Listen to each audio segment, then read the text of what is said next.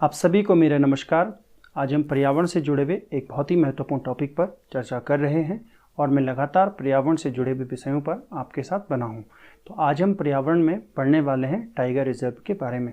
तो सबसे पहले हम ये समझ लेते हैं आखिर आवश्यकता क्यों पड़ी दुनिया के देशों और भारत को टाइगर रिजर्व सेंटर बनाने की। तो समय था वर्ष 1970 का, यानी हम ये कह सकते हैं 60 के दशक के बाद 70 का दशक और 70 के दशक के बाद अब 80 का दशक प्रारंभ होने वाला है। लेकिन जब दुनिया में बाघ अर्थात टाइगर की जनगणना काउंट की गई या उनकी संख्या काउंट की गई तो पाया गया कि दुनिया में टाइगर की संख्या बहुत ही कम हो चुकी है। वर्तमान उस समय टाइगर की जो संख्या है लगभग 1900 के करीब हो चुकी थी, जो कि दुनिया के लिए एक ही बहुत ही बड़ा संकट था। हम जब बात करते हैं इकोसिस्टम की, तो इकोसिस्टम में जितना आवश्यक मनुष्य है या मनुष्य की जाति महत्वपूर्ण है, उतना ही इकोसिस्टम में बाघ या फिर अन्य जानवर भी महत्वपूर्ण हैं।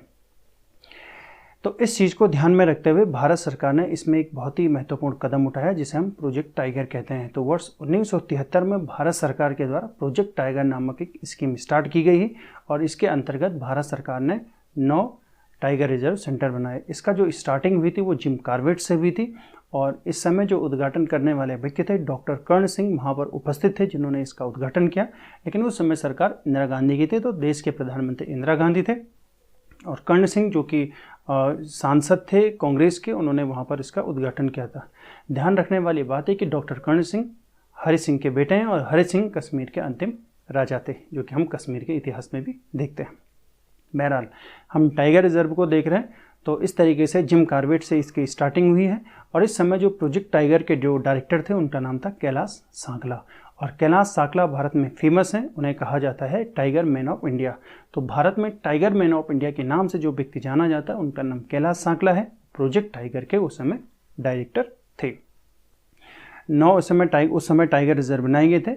उसके बाद जब हम आगे बात करते हैं तो वर्ष 2005 में भारत सरकार ने फिर इसमें एक बहुत अच्छा कदम उठाया। इसके फलस्वरूप भारत सरकार ने बनाया नेशनल टाइगर कंजर्वेशन अथॉरिटी का निर्माण किया। तो भारत सरकार ने नेशनल टाइगर कंजर्वेशन अथॉरिटी का निर्माण किया वर्ष 2006 में।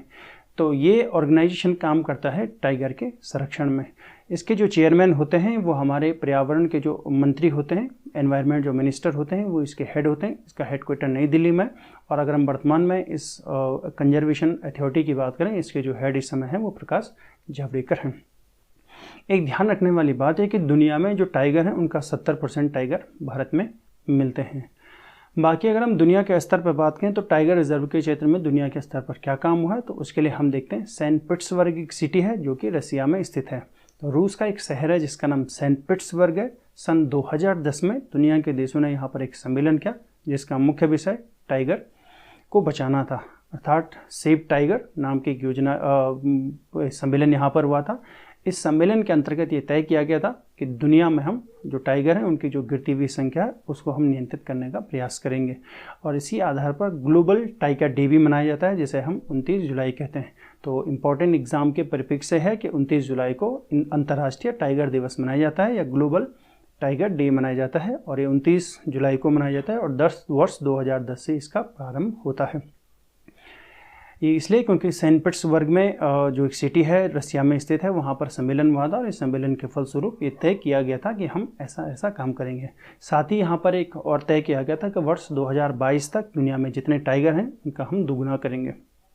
अर्थात प्रत्येक देश को एक चुनौती दी गई कि उनको अपने देश में टाइगर की संख्या वर्ष 2022 तक दुगुना करना है। लेकिन इसमें दिलचस्प बात यह है कि भारत का इसमें बहुत ही सफल कदम रहा है और वर्ष 2018 में भारत ने इस लक्ष्य को प्राप्त कर दिया। अर्थात भारत में जितनी टाइगर की संख्या शुरू में थी उसके भारत दुगुना प्राप्त कर चुका है। तो ये था हमारे पास भारत के द्वारा किया गया सफल प्रयास। अब हम आगे बात करते हैं कि आंकड़ों में अगर के हिसाब से अगर हम बात करें तो भारत में वर्ष 2019, क्योंकि 29 जुलाई को ये डेटा आता है, 29 जुलाई को अंतर्राष्ट्रीय टाइगर दिवस मनाया जाता है। वर्ष 2020 का अभी डेटा नहीं आया, तो हम बात करेंगे वर्ष 2019 के डेटा की। वर्ष 2019 के डेटा के हिसाब से भारत में इस समय टाइगर की संख्या है 2967, यानी 2967 2967 इस समय बाघों की भारत में कुल संख्या है 2019 के डेटा के हिसाब से। हालांकि 2020 के डेटा में इसमें ज़रूर परिवर्तन हुआ होगा, तो वर्तमान एग्ज़ाम के हिसाब से हम 2019 का डेटा देख लेते हैं और आगे जब नया डेटा आएगा तो उस पर भी हम चर्चा करेंगे। इसमें अगर हम सबसे ज़्यादा टाइगर की बात करें, लगभग 526 टाइगर हैं मध्य प्रदेश में। पहला नंबर मध्य प्रदेश का है, दूसरा नंबर कर्नाटक का है और तीसरे नंबर अगर हम बात करें तो इसमें उत्तराखंड महत्वपूर्ण है। तो शुरुआती 3 राज्य जहाँ पे सबसे ज़्यादा संख्या मध्य प्रदेश में टाइगर की है, दूसरे नंबर पे कर्नाटक और तीसरे नंबर पे उत्तराखंड है।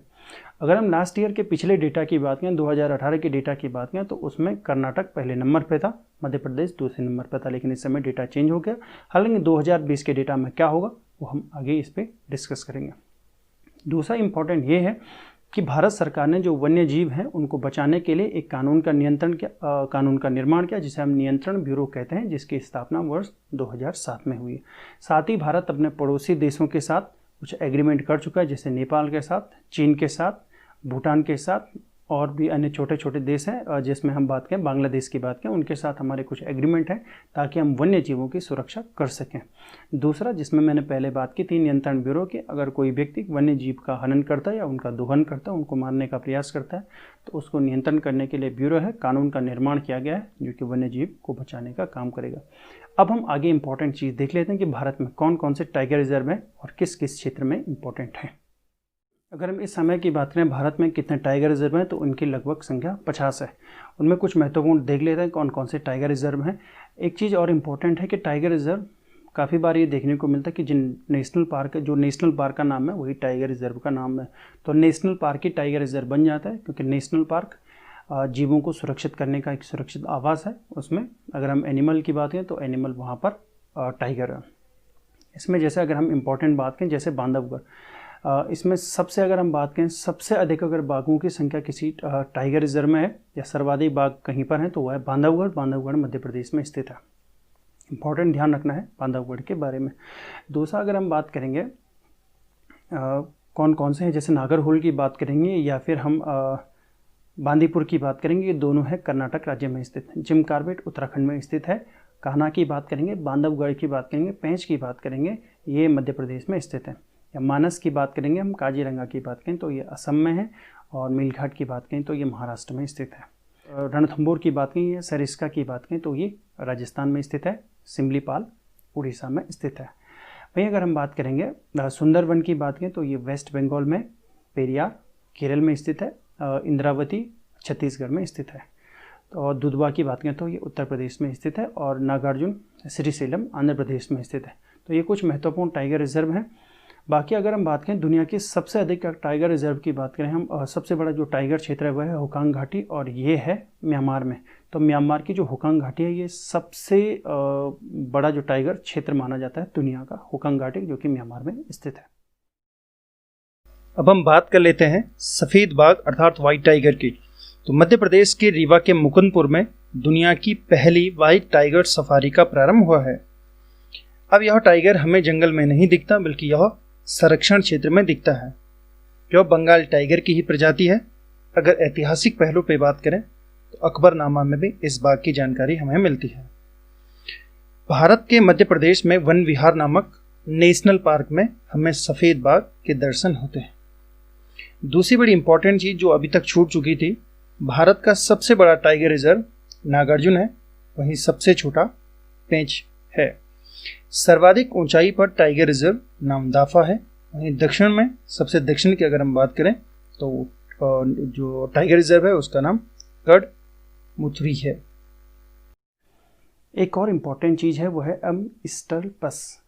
तो ये एक मॉनिटरिंग सिस्टम है टाइगर की, जो उनको हैबिटेट है उस हैबिटेट में उनकी मॉनिटरिंग करने के लिए एक सिस्टम है। पिछले कुछ एग्ज़ाम में ये पूछा गया था और ये भी हमारे लिए एग्ज़ाम के लिए इम्पोर्टेंट है। बाकी आपने इस वीडियो को देखने के लिए आप सभी लोगों का बहुत बहुत धन्यवाद।